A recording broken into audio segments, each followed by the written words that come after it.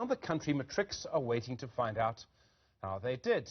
And that means, what will they be able to do in the future? What will they be able to study? Their marks due to be released next week. But no matter how well they do, it still looks like funding is going to be a major, major issue. Can you imagine trying to find money to study in this environment? There are some funds that try to help students in this position. Solofelo Mkai is the CCBSA head for Enterprise and Community Development. Solofelo, good afternoon to you. Thanks for your time. I mean, you've been working with young people, you're helping young people. How difficult is it for young people to get funding in this environment?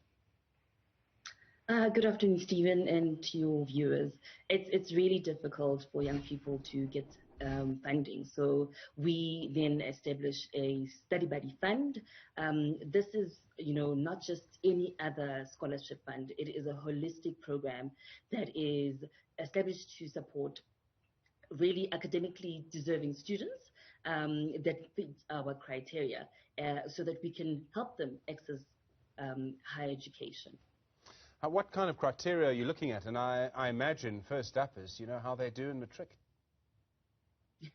So it's actually a simple process and criteria. What we're looking for is obviously the students have to be, top achievers. The overall grades have to look really great. They also need to reside in one of our host communities. So we have 14 host communities. And lastly, all they need to do is write, a motivational letter, not more than 300 words. Send it to the Study Buddy Fund at ccbagroup.com together with the grade 12 preliminary results. Very simple. I would imagine that when people are made aware that this funding is available, you must get thousands of people wanting help. I mean, there's a desperate need for this money. Definitely, we are getting a lot, inundated with applications, and we are, still asking and urging the students, especially as you said, the matric results are coming up next week. They should apply. We will then close the whole process on the 21st of Jan, and then they talk about the results on the 11th of Feb. If you do get the funding, I mean, are there certain conditions that apply? Do you have to pay it back? Do you have to make sure that you actually pass? I mean, obviously, you don't want to waste the money. At the same time, people need a chance to pass. Definitely. I mean, hence we're looking for those who are top achievers who want this. I mean, the program is not just about, as I said, a scholarship fund. It's a holistic program. We're looking to walk the journey with the students that do get the funding. So from start to finish. And once they do graduate, how do we help them? So the other thing is that we're not looking for, students to apply because we want them to work for our corporate. If they can be studying any field whatsoever, but we will then walk the journey with them, help them with, support them with support groups, career advice, and a whole host of other things that are coming on to this program.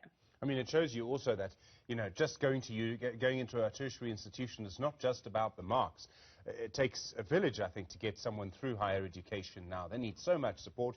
You're offering some of that. It's not just money. No, it's not just money. We believe as a corporate that we want to create shared value. And by creating shared value, we are, looking at identifying those opportunities for our communities, for our stakeholders, and society at large. And by doing that, we will then be delivering, positive high impacts by working together with communities and possibly other corporates, working with governments and so forth. We believe that government cannot do this by themselves. The students cannot do this by themselves.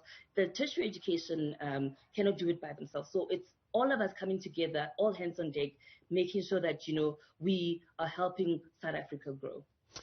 It also seems the cost of funding higher education is getting higher and higher.